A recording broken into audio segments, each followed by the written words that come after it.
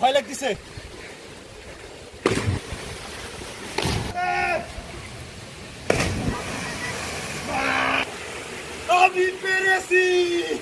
আমি last time মানে এই ব্রিজ থেকে পানিতে লাফ দিছিলাম মনে হয় 2013 সালে, এরপর কখনো দেওয়া হয়নি।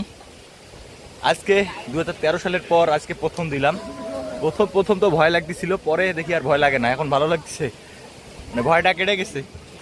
আর এই জায়গাটা খুবই সুন্দর, সাঁতার কাটার জন্য একটা পারফেক্ট জায়গা, প্রাকৃতিক সুইমিং পুল। ছোটবেলার স্মৃতিগুলো মনে পড়তেছে আজকে।